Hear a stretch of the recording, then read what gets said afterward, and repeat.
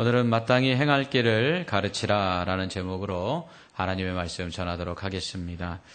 오늘은 교사주일이죠. 학교에서는 스승의 날을 맞이해서 선생님들의 은혜에 감사하는 시간을 가졌을 것입니다. 오늘은 교회학교 선생님들의 수고에 대해서 감사하는 날로서 교회학교 선생님들을 위해, 교회학교 학생들을 위해서 수고하는 모든 교육자들과 부장님들을 비롯한 선생님들의 수고에 감사해 주시고 또 이 자리를 빌려서 그런 모든 우리 교회학교의 그 다음 세대들을 가르치시는 분들에게 감사의 말씀을 드립니다. 사람은 태어나서 특히 세 가지 만남이 좋아야 한다고 하죠. 첫째는 부모를 잘 만나야 하고요. 둘째는 배우자를 잘 만나야 하고 셋째는 선생님을 잘 만나야 합니다. 사람은 이처럼 인생에서 좋은 부모를 만나고 또 좋은 배우자를 만나고 또 좋은 스승을 만나야 합니다. 이 중 부모는 선택할 수 없지만 배우자와 스승은 선택할 수 있습니다. 하지만 그렇다고 해서 배우자나 스승을 선택할 수 있다고 해도 좋은 배우자를 만나고 또 좋은 스승을 만나는 것 결코 쉬운 일이 아닙니다. 이러한 인생의 중요한 세 가지 만남 중에 부모는 선택하는 것이 아니기에 자녀로서는 선택의 여지가 없이 그냥 태어났기 때문에 만나게 된 그 부모. 그래서 부모와 자식이 된 그러한 그 관계 속에 있는 자녀들에게 부모는 좋은 부모가 돼야 합니다. 그렇다면 좋은 부모는 어떤 부모일까요? 존 프리엘이라는 사람이요. 좋은 부모, 나쁜 부모라는 책을 썼는데 거기에 보면 부모가 저지르기 쉬운 7가지 잘못에 대해서 말하고 있습니다. 첫째는 자녀를 아기 취급하는 것, 둘째는 자녀에게 가능한 한 많은 활동을 하도록 강요하는 것, 셋째는 자녀에게 행동의 틀을 주지 않고 방임하는 것, 넷째는 자녀의 가장 친한 친구가 되어주려고 하는 것, 다섯째는 자녀 스스로 감정을 느끼고 자신의 영혼을 찾는 생활을 무시하는 것, 여섯째는 부모가 원하는 대로 아이의 인생을 만들려고 하는 것, 일곱째는 부부 관계보다는 자녀와의 관계를 우선하는 것이다 라고 존 프리엘은 말합니다. 결국 그가 말하는 좋은 부모와 나쁜 부모의 차이는요, 자녀 스스로 선택하고 책임질 수 있는 사람을 만드느냐 아니냐에 달려 있다는 것입니다.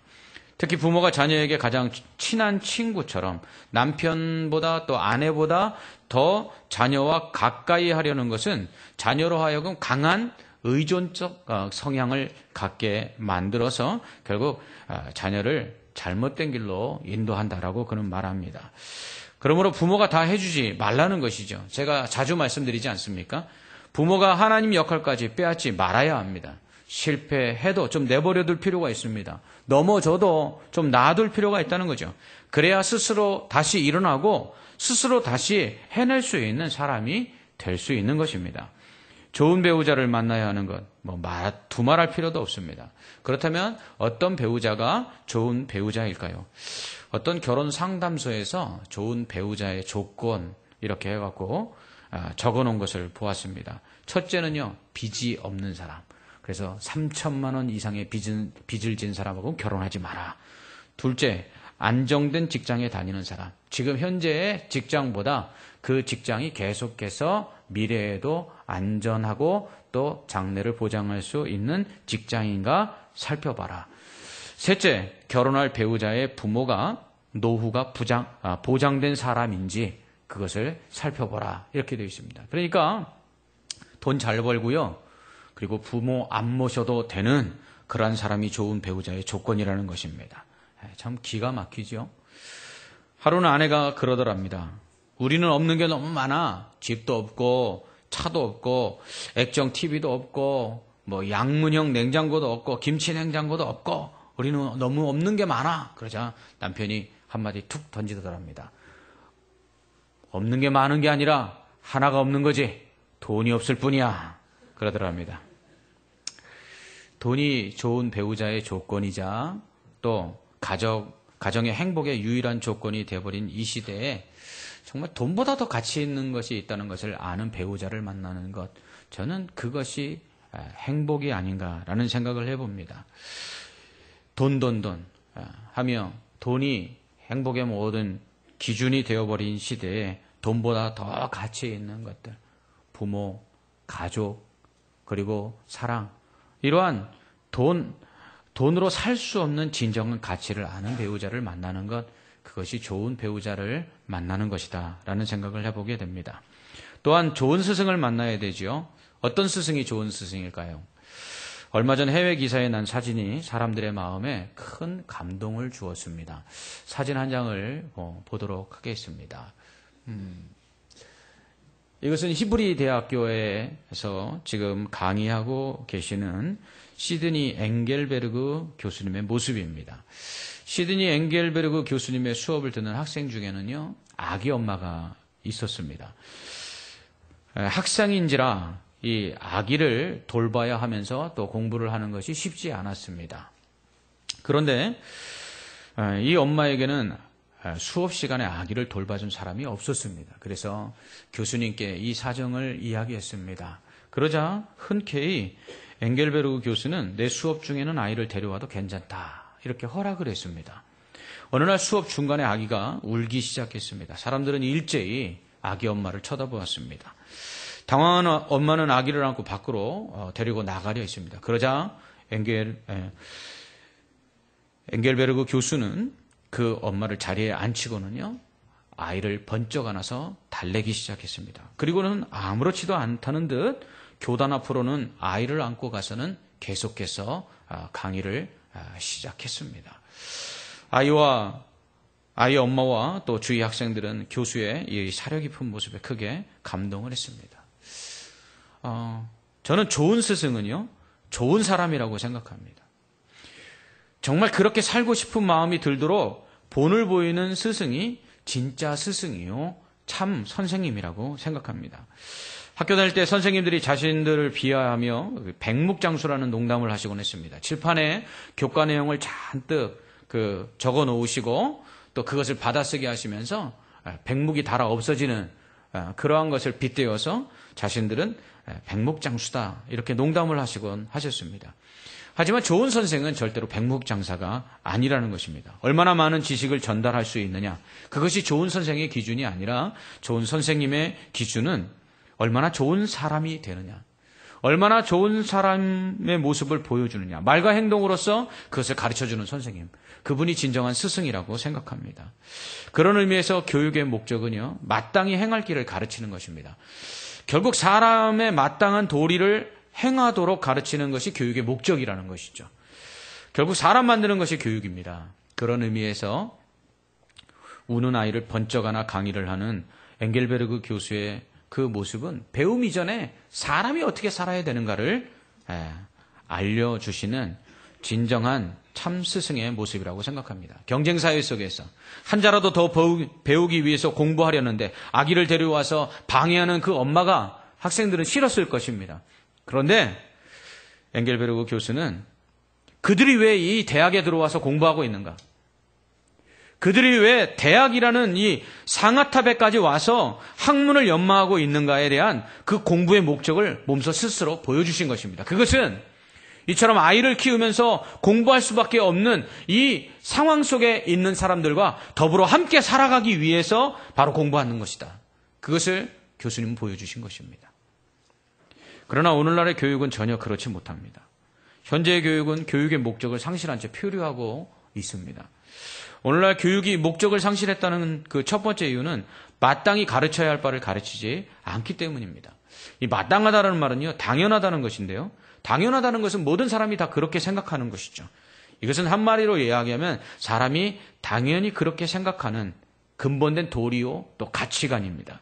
그러나 오늘날 마땅히 가르쳐야 할 바를 가르치지 않습니다. 오늘날 교육은요, 강도 만난 자를 도와준 선한 사마리아인이 되기보다는요, 요령껏 그 자리를 피해서 손해를 보지 않고 피해를 당하지 않은 제사장과 레위인처럼 살라고 가르칩니다. 요즘 세태의 가치관은요, 나만 아니면 돼요. 나만 아니면 돼요. 그래서 아이들이 학교에서 싸우면요, 애들이 말리기보다는 핸드폰 꺼내갖고 촬영하죠. 심지어는 교통사고가 났는데 119에 신고하기는커녕 사진과 동영상을 촬영하여 SNS에 올리기에 바쁘다는 것입니다. 오늘날 이 세대는 예전에 마땅히 행해야 했던 것들을 당연시하지 않습니다. 오히려 예전에 마땅히 행해야 될 것이라고 말하는 그러한 것들을 가르치면요, 구시대라고 이야기합니다. 예전에는 단체 기합이 있었잖아요. 지금 단체 기합을 못 준답니다, 학교에서도. 왜냐하면 내가 잘못한 게 없는데 다른 아이의 잘못으로 내가 고통을 당할 이유가 없다는 것이죠.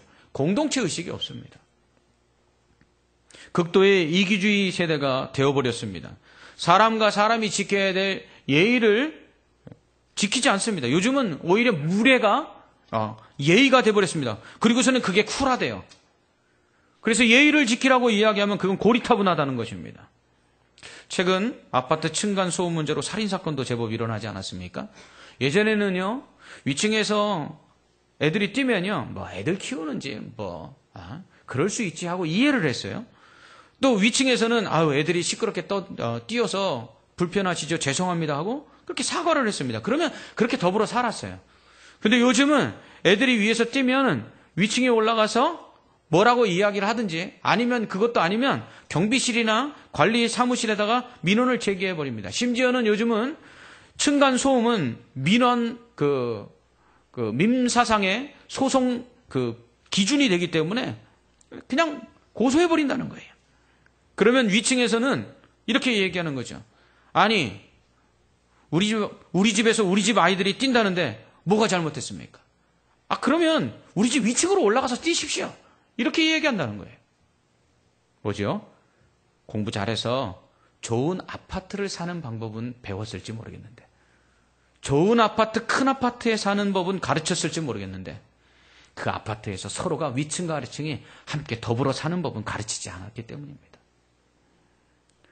오늘날 교육이 목적을 상실했다고 말하는 두 번째 이유는요, 행할 길을 가르치지 않아요. 오늘날 교육은 행해야 될 덕목이 아니라 정보로서의 지식을 습득하는 데 그치고 있습니다. 오늘날 아이들을 비롯해서 젊은 세대들이요, 우리 기성세대보다 훨씬 더 똑똑해요. 더 많은 것 알고 있습니다.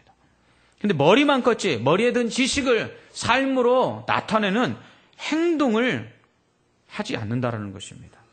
앉아서 모든 것 다 배우고요, 그리고 앉아서 모든 것을 다 하는 세대입니다. 얼마 전 의자 광고를 하나 봤어요. 그 내용이 이렇습니다.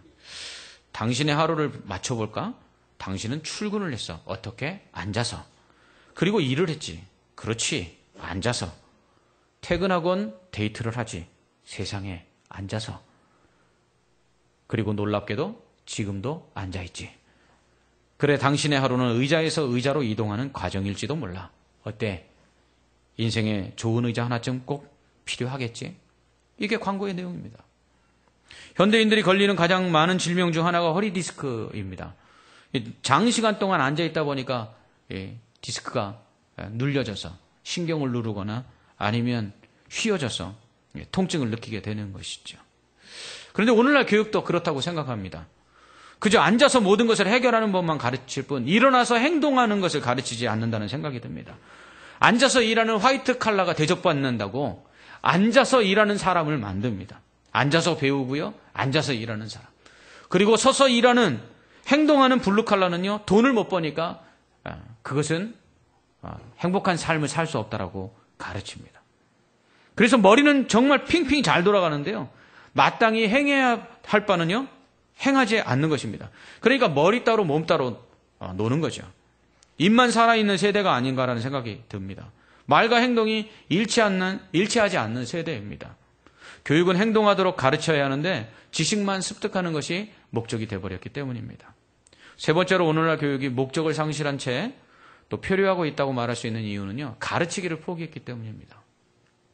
최근 설문조사에서 선생님들 55.8%가 조기 명예퇴직을 원한다고 답변했습니다. 이유는 교권의 상실로 생활 지도가 어렵기 때문이라는 거죠. 더 이상 선생님이 아닌데, 더 이상 아이들이 선생님에게 배우려고 하지 않는데 어떻게 가르칠 수 있느냐 이거죠. 가르치기가 힘들면 어떻게 해야 되죠? 더 가르쳐야 되죠, 사실은. 그런데 가르치기를 포기해 가고 있는 것입니다. 이건 학교에서만 있는 게 아니죠. 예전에는 청소년들이 흡연을 하거나 음주를 하면 어른들이 꾸중했어요. 그러나 지금은요, 괜히 훈계하다가 애들한테 멱살잡이라도 당할까 봐, 괜히 경찰서에 가서 못 볼 꼴 당할까 봐 조용히 못 본 척 지나가는 세대가 되었습니다. 그러면서 말하죠. 똥이 무서워서 피하냐? 더러워서 피하지. 그러면서 아이들의 잘못을 바로잡아 주지 않습니다. 어느덧 가르치기를 포기한 거죠. 그러다 보니 아이들은 더 망가지고 있습니다. 이젠 선생님들조차 교권 상실을 이유로 가르치기를 포기하고 있고, 어른들도 아이들에게 오히려 욕을 먹고 또 못 볼 거를, 험한 꼴을 당할까봐 가르치기를 포기하고 있습니다. 물론 학생들을 가르치는 일을 천직으로 알아서 사명을 감당하는 그런 선생님들이 계십니다. 아직도 많이 계십니다. 제 주변에도 그런 선생님들이 계십니다. 저도 그런 선생님들을 믿고, 그런 선생님들이 아직 학교에 많다는 것을 믿고 우리 아이를 학교에 보내는 것입니다. 하지만 어느덧 선생님들도 지쳐가고 있습니다. 이제는 가르치기를 포기하고 있습니다. 안타까운 일입니다. 이런 점에서 교회는 마땅히 행할 길을 가르치는 것이 되어야 합니다. 교회는요, 어떤 면에서는 교육기관입니다. 교회가 가진 다양한 기능들이 있는데 그 중에 가장 중요한 것 하나가 있다면 저는 가르치는 것, 교육이라고 생각합니다. 설교도 일종의 교육이죠. 대그룹으로, 집단으로 제가 여러분들을 교육하고 있는 것입니다. 또한 제자훈련 등과 같은 소그룹으로 성도들을 교육하는 것도 있죠. 그렇다면 교회는 무엇을 가르쳐야 할까요? 마땅히 가르쳐야 할 바를 가르쳐야 합니다. 교회가 가르쳐야 될 그 마땅한 것, 그게 무엇일까요? 교회는 가르치는 것이 마땅하고요. 성도는 배우는 것이 마땅합니다. 뿐만 아니라 마땅히 가르쳐줘야 될 것들이 있습니다. 예수님께서 뭐라고 말씀하셨냐면 모든 민족을 제자로 삼아서 세례를 주고 그들에게 내가 분부한 모든 것을 가르쳐 지키게 하라. 이렇게 말씀하셨어요. 이게 지상명령 아닙니까? 성도는 그러므로 배워야 하고 교회는 가르쳐야 합니다. 이것이 예수님의 명령에 순종하는 길입니다. 그렇다면 교회는 마땅히 무엇을 가르쳐야 할까요? 교회는 마땅히 하나님 가르쳐야 합니다. 삼위일체 하나님, 천지를 창조하신 하나님, 전능하신 하나님, 영원하신 하나님, 영광 받으시기에 합당하신 하나님, 우리를 사랑하시되 변함없이 사랑하시는 하나님, 독생자 예수 그리스도마저도 십자가에 아낌없이 내어주시기까지 우리를 사랑하신 하나님, 우리를 사랑하사 여전히 죄 가운데 거하고 있음에도 불구하고 돌이켜 회개할 때까지 오래 참고 기다리시는 긍휼의 하나님. 그러나 그럼 그분에게는 또 다른 공의의 속성이 있어서 죄는 심판하셔야 되는 그러한 공의의 하나님. 이러한 하나님에 대해서 우리는 마땅히 가르쳐야 합니다. 그리고 그 하나님을 예배하고 그 하나님을 섬기도록 가르쳐야 합니다. 또한 교회는 마땅히 예수님을 가르쳐야 합니다. 하나님의 독생자로서 십자가에 달려 우리 죄를 대속해서 죽으심으로 우리를 의롭다 하신 구원의 예수님. 예수 믿는 자들에게 죄사함과 구원 그리고 하나님의 자녀가 되는 권세를 주시는 예수님. 죽음에서 다시 살아나셔서 부활의 첫 열매가 되사 우리에게 영생을 주시는 하나님. 예수님. 인간의 모든 괴로움을 몸소 다 체험하셔서 우리를 위로하시는 위로의 예수님. 지금도 살아계셔서 하나님 보좌 우편에서 우리를 위해 중보하고 계시는 그 기도하시는 예수님. 예수님을 믿는 자들이 십자가에서 예수님과 함께 죽고 그리고 다시 살아서 새 사람이 되어 십자가를 지고 자기를 부인하며 예수님을 따르기를 원하시는 예수님. 이제는 죽어도 주를 위해서 살고 살아도 주를 위해서 살기를 원하시는 그 예수님. 교회의 머리가 되시는 예수님. 우리가 예수님의 본을 따라 예수님의 제자로 살기를 원하시는 그 예수님을 우리는 가르쳐야 합니다. 교회는 마땅히 예배를 가르쳐야 합니다. 예배는 하나님을 기쁘시게 하는 것입니다. 예배는 우리의 몸과 마음과 생명을 또 우리가 가진 모든 것을 들여서 하나님을 기쁘시게 하는 것입니다. 하나님은 예배 받으시기를 기뻐하십니다. 예배는 성도의 마땅히 행할 기본 자세입니다. 교회는 그러므로 마땅히 예배를 가르쳐야 합니다. 교회는 또한 마땅히 기도를 가르쳐야 합니다. 성도는 하나님 없이 살 수 없어요. 기도는 바로 하나님을 찾고 의지하는 것이죠. 믿음의 강구는 반드시 응답을 받습니다. 저는 기도하지 않는 성도는요, 믿음이 없는 사람이라고 생각합니다. 저는 기도하지 않는 성도는 하나님을 믿지 않는 사람이라고 해도 과언이 아니라고 생각합니다.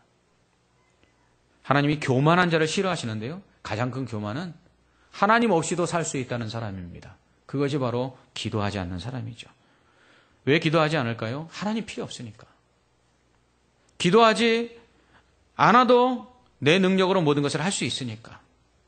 그래서 하나님의 능력을 무시하는 사람 기도하지 않는 것이고요. 그리고 하나님을 알지 못하기 때문에 기도하지 못하는 것입니다. 그러므로 교회는 성도에게 기도를 가르쳐야 합니다. 기도는 뭐죠? 기도는 그냥 하나님께 하나님 나 할 수 없습니다. 하나님 하실 수 있습니다 하고 하나님께 맡겨드리는 것, 그게 기도예요. 교회가 마땅히 가르쳐야 할 바는 바로 또한 헌신입니다. 받은 바 이런 은혜, 하나님의 그 사랑과 예수 그리스도의 그 구원과 그리고 교회를 통하여 우리가 예배할 때 주시는 은혜들, 기도할 때 응답하시는 이런 은혜들을 알면 우리는 헌신할 수밖에 없죠. 왜? 감사하니까요. 믿음으로 구원받은 이유는 무엇입니까? 사명을 감당하도록 하기 위함입니다. 만약 예수 믿는 이유가 천국 들어가는 것이라면 예수 믿고 다 천국에 데려가시면 좋죠. 왜 이 땅에 살면서 죄를 범하게 하시고 또 고난 가운데 두시겠습니까? 구원의 목적은요, 이 땅에서 사명을 감당하는 데 있다는 것입니다. 그러면 그 사명을 감당하는 자에게 천국에서 상을 주시고 영생을 누리게 하는 것이죠. 이 땅에서 마땅히 성도가 행해야 될 사명이 무엇입니까? 그것은 저는 뭐니 해도 그것은 믿는 것입니다. 여러분, 잘 믿는 게 사명입니다. 어떤 환난이나 고난이 와도 잘 믿는 게 사명이에요. 여러분이 잘 믿고 계십니까? 그럼 사명 감당하고 있는 거예요. 또 사명은 복음을 전하는 것입니다. 이 복음을 전하는 사명, 이것은 목숨을 걸어야 된다고 사도 바울은 이야기합니다. 또한 사랑하는 거예요. 그래서 사랑하는 게 사명이에요. 연약한 자에게 손을 내밀어 주고 위로해 주고 그리고 다가가지고 같이 있는 것. 이게 바로 사명을 감당하는 것입니다. 또한 섬김과 봉사입니다. 교사 선생님들이 아이들을 가르치고 믿음으로 양육하는 것. 이거 아름다운 섬김이고요. 주일이면 성도들을 위해서 여러 모양으로 봉사하는 것. 이거 아름다운 사명입니다. 이러한 사명을 감당하도록 교회는 성도들에게 가르쳐야 합니다. 이러한 모든 것들이 다 성경에 나와 있는 것들이에요. 그러므로 마땅히 교회가 가르쳐야 될 것은 성경입니다. 성경은 하나님의 백성이 꼭 가지고 있어야 될 지식입니다. 이 지식이 없어서 망한다고 하나님은 말씀하십니다. 그러므로 마땅히 교회는 성도들에게 하나님과 예수 그리스도 예배와 기도와 헌신을 가르쳐야 합니다. 성도는 그리고 그것을 배워야 합니다. 하나님과 예수 그리스도 예배와 기도와 헌신에 대해서 알아야 되고요. 그리고 또한 그것을 행해야 합니다. 그렇기 때문에 교회는 하나님과 예수 그리스도 예배와 기도와 헌신에 대하여 마땅히 가르쳐서 그것을 행하도록 해야 합니다. 성도가 마땅히 알아야 할 모든 것은 성경에 다 기록되어 있죠. 그러므로 교회는 마땅히 성경을 가르쳐야 하고 그 말씀대로 그것을 행하도록 해야 합니다. 이제 여름 성경학교가 다가오고요. 여름 수련회가 다가옵니다. 그러면 제가 우리 교육자들에게 늘 부탁하는 게 있어요. 그건 뭐냐면 성경학교 때는 좀 성경만 가르쳐라. 제가 교회 학교를 지도하던 그 시절에는요. 저는 청년부 수련회 가면 예배는 한 3시간씩 드렸던 것 같아요. GBS는 보통이 2시간, 뭐 길면 3시간씩. 그래서 성경 공부를 그렇게 했습니다. 그 이유는 뭐냐면 그렇게 해도 애들이 변화될까 말까 하는데 그런데 성경학교는 이름을 걸어놓고는 성경을 안 가르치는 거예요. 그냥 애들하고 율동 찬양이 주로 하고 그 다음에 선생님들도 교사 강습회에 가서 율동 찬양 배우고 왔으면 다 배우고 온 거예요. 공과 교수법은 배우지도 않고 와요. 밥 먹고 그냥 오는 거죠. 또 성경학교라면 아이들하고 장난치고 게임하고 놀아주는 프로그램이 성경 공부보다 더 추가돼요. 그러다 보니까 성경학교를 하고 나서 수백만 원을 들였는데 아이들이 안 변화되는 거예요. 왜요? 마땅히 가르쳐야 될 걸 가르쳐야 되는데 마땅히 가르칠 걸 가르치지 않기 때문이죠. 제가 어제는 교육자 회의하면서 우리 교육자들에게 고마움을 느꼈습니다. 그건 뭐냐면 교육자들이요. 이번 여름 성경학교와 수련회를 위한 그 지도자 컨퍼런스가 월요일부터 총신대학에서 있는데 송해에서 한다는 거예요. 목사님 저희들이 가겠습니다. 그래서 교사 강습회 말고 지도자 컨퍼런스부터 가서 제대로 배워서 교사들을 가르치고 그 성경학교와 수련회를 하겠다는 거죠. 얼마나 고맙던지요. 여러분 교회가 마땅히 가르칠 것은 무엇입니까? 성공하는 법? 잘 사는 법? 여러분 그거 아니잖아요. 성공이 뭡니까? 성경 말씀대로 사는 게 성공이죠. 출세하는 게 뭐죠? 성경 말씀대로 살면 하나님 복 주는 게 출세 아니겠습니까? 여러분 그런 의미에서 우리는 하나님의 말씀을 가르쳐야 합니다. 하나님에 대해서 아는 것보다도요. 하나님을 섬기고 예수 그리스도에 대해서 아는 것보다 예수님을 위해서 살고 예배에 대해서 아는 것보다 진정으로 예배를 드리고 기도하는 것보다 단 1분이라도 기도하고 헌신에 대해서 아는 것보다 내 손과 발을 움직여 직접 봉사하는 것, 이게 더 중요하죠. 행하지 않는 믿음은 죽은 믿음입니다. 아무리 하나님을 많이 알고 예수님에 대해서 잘 알고 있으며 성경 말씀을 정말 달달달 외우고 있으면 뭐합니까? 행하지 않으면 그거 아무것도 아닌 것입니다. 사랑에 대해서 아는 것이 사랑이 아니라 사랑하는 것이 사랑이라고 하지 않습니까? 알고 있는 것, 그것 행하지 않으면 아무것도 아니죠. 교회는 마땅히 행할 바를 가르치고 또 그것을 행하도록 만들어야 합니다. 그러기 위해서는 교회는 가르치는 일을 멈춰서는 안 돼요. 오늘날 교권이 무너져서 학교 선생님들조차 가르치기를 포기해가고 있는 때에 교회가 가르치기를 포기해서는 안 됩니다. 가르치기가 힘들기 때문에 더 가르쳐야 돼요. 어떻게 가르쳐야 되죠? 신명기 6장의 말씀처럼 부지런히 가르쳐야 합니다. 집에 앉았을 때든지 길을 걸어갈 때든지 누워있을 때든지 일어날 때든지 말씀을 가르쳐야 돼요. 손목에 기호를 삼고 또 미간에 표를 삼고 표를 붙이고 또 문설주와 그리고 바깥문에 기록해서 그들을 달달달달 외우게 해야 합니다. 서울대 갈 만큼 열심히 하나님의 말씀을 가르쳐야 합니다. 특별히 어릴 때 가르쳐야 합니다. 제자훈련을 받으시는 권사님들이 이런 말씀 하시거든요. 좀 더 젊을 때 배울 걸. 여러분 그렇습니다. 3살 버릇 80까지 갑니다. 배움에도 때가 있죠. 어릴수록 좋다는 것입니다. 어릴 때 가르쳐야 합니다. 어릴 때 가르치면 평생 잊지 않는데요. 여러분들 우리의 자녀들에게 서울대 갈 만큼 하나님의 말씀을 외우게 하고요. 영어 단어 외우듯 하나님의 말씀을 외우게 하고요. 책 많이 읽혀야 된다고 어릴 때 책 많이 읽히는데 성경책 1년에 한 번씩만 일독하도록 그렇게 가르쳐 보십시오. 우리의 자녀들이요.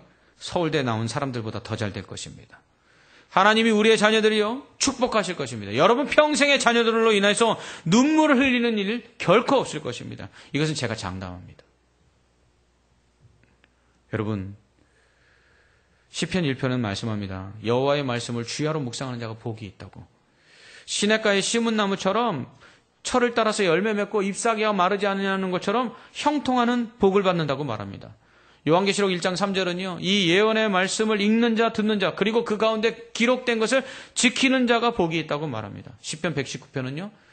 성경 중에 제일 긴 장이잖아요. 그 전체 내용이 뭔지 아십니까? 하나님 말씀 즐거워하고 하나님 말씀을 기뻐하고 그 말씀을 가까이 하고 그것을 지켰더니 내게 복이 있더라. 그것을 이야기하고 있어요. 그것을 성경에서 제일 긴 장에다 기록하고 있어요. 주의 말씀은 우리 인생의 빛입니다. 등불이죠. 세상 깜깜하지 않습니까?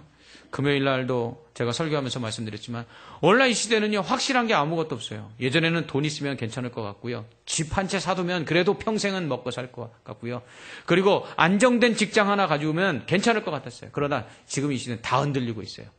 집이 있다고요? 직장이 있다고요? 여러분 돈이 있다고요? 아무것도 믿을 수 없어요. 금리가 떨어지고요. 주식이 흔들리고 있어요. 사람들이 불안에 떨고 있습니다. 그러한 가운데 흔들리지 않는 것 하나 있습니다. 그것은 진리입니다. 흔들리지 않는 것 있습니다. 하나님이십니다. 그 진리의 말씀 속에 살아계신 하나님 붙잡고 살면 절대로 흔들리지 않아요. 이게 마땅히 가르쳐야 될 바예요.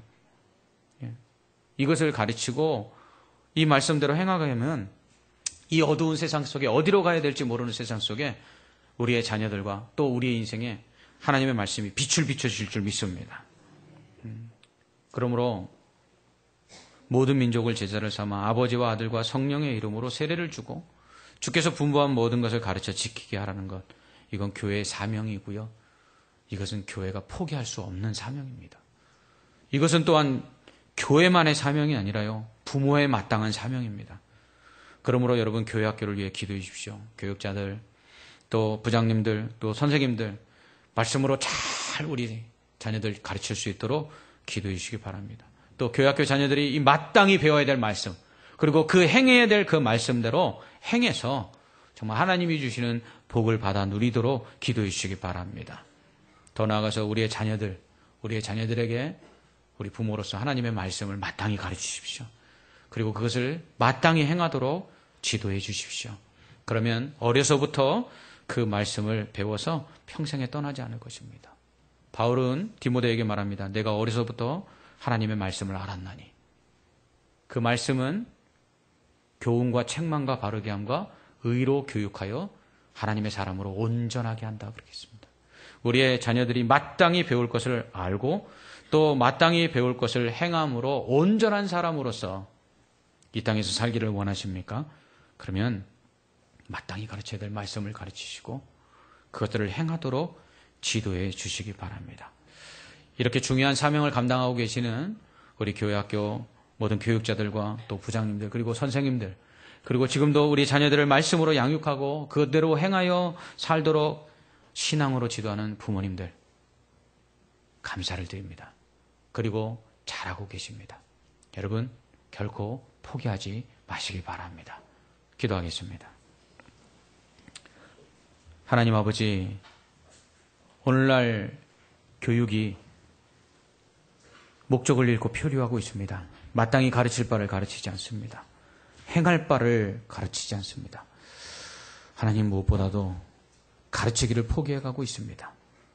이러한 때 하나님 다시금 다음 세대들을 마땅히 행해야 될 길로 인도하며 그들을 가르치고 또 그것을 포기하지 않는 교회와 우리 부모님들 그리고 신앙의 사람들 되게 하여 주시옵소서.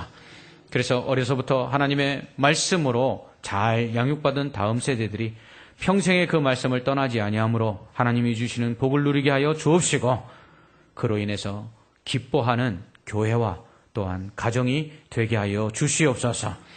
오늘도 하나님의 말씀으로 다음 세대를 가르치기에 여념이 없이 수고하는 우리 교육자들과 또 부장님들 그리고 선생님들 위해 그리고 부모님들 위해 하나님 함께하여 주시옵소서. 예수님 이름으로 기도합나이다. 아멘.